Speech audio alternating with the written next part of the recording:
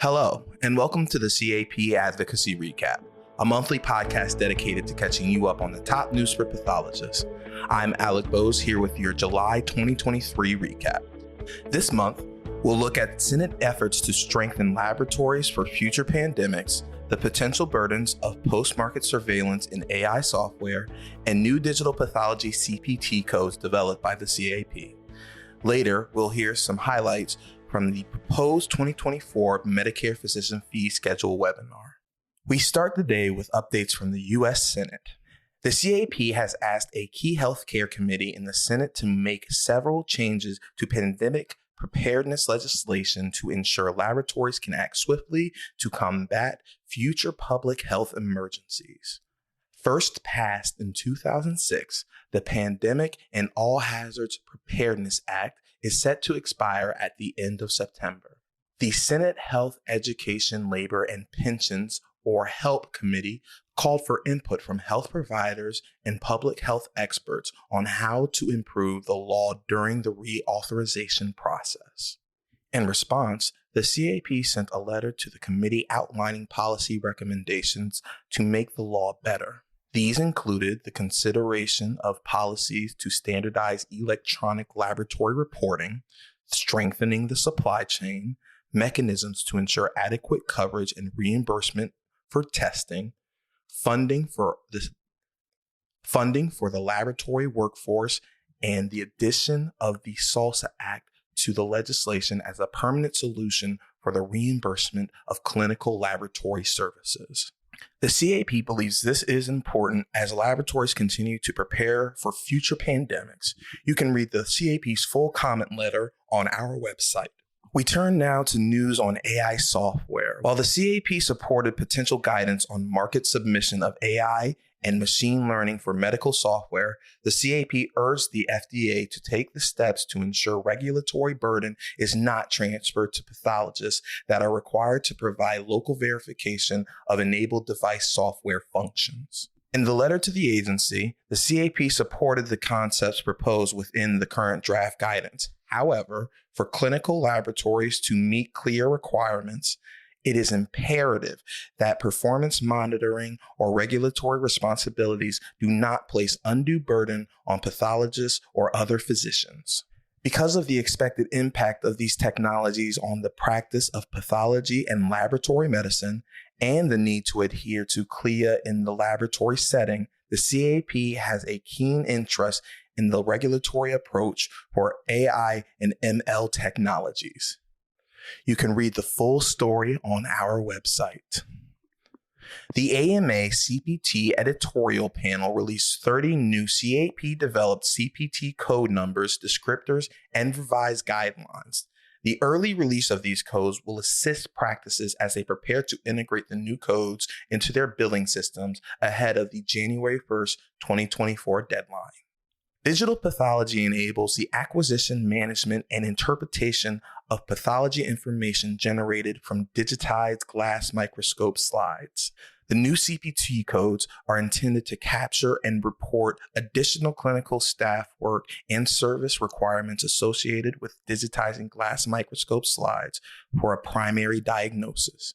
As a result of CAP advocacy, the new codes will help pathologists, pathology practices, and laboratories providing digital pathology digitization procedures appropriately report these services. You can find out more details about these codes on our website. And we end the day with important information on payment for pathology services. Recently, the CAP held a webinar on the release of the proposed 2024 Medicare Physician Fee Schedule.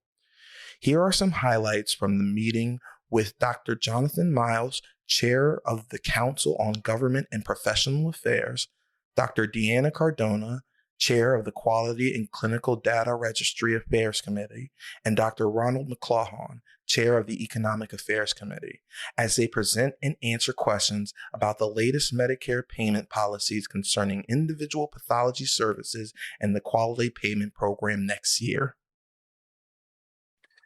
So the 2024 proposed rule for the physician fee schedule came out on July 13th. And we at the CAP know that this is important to our members. So our staff were diligent in getting out a special advocacy update with a preliminary analysis of this regulation. We at the CAP will continue to engage with the CMS on this proposed rule.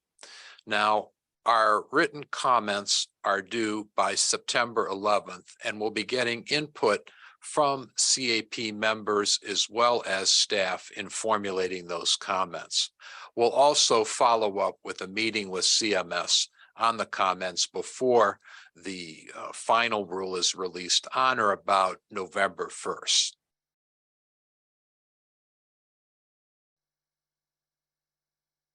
So the big thing that's affecting the Medicare fee schedule for all physicians this year, but including pathologists, has been this evaluation and management add-on code G2211 and the other E&M services for the office visits and outpatient services. So in 2021, in the 2024 final rule in 2021, CMS adopted a new add-on code for complex patients, G2211.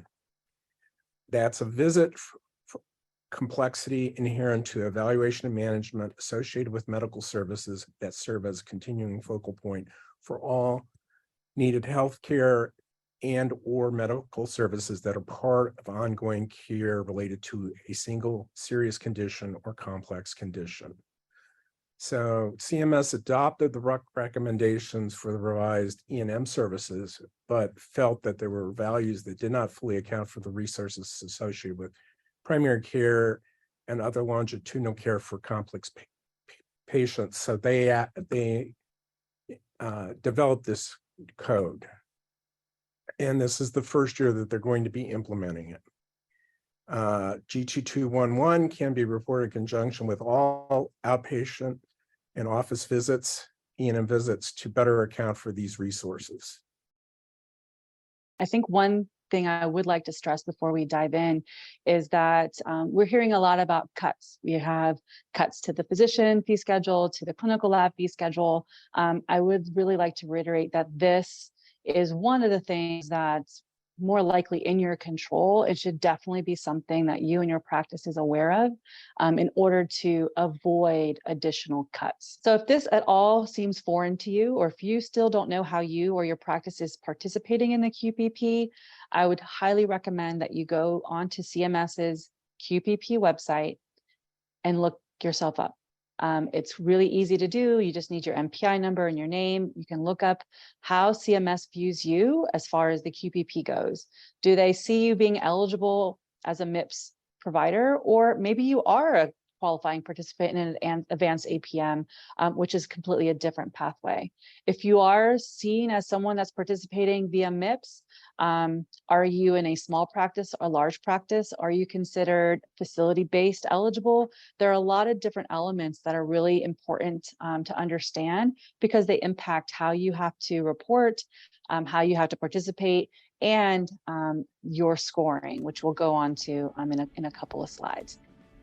You can listen to the full webinar and download the webinar slides on our website. That's all for this edition of the CAP Advocacy Recap. Thank you so much for listening. For more information on any of the stories that you heard today, please visit our website, subscribe to our newsletter, and follow us on our Twitter at CAPDC Advocacy. Once again, for CAP Advocacy Communications, I'm Alec Bose, and we'll see you next month.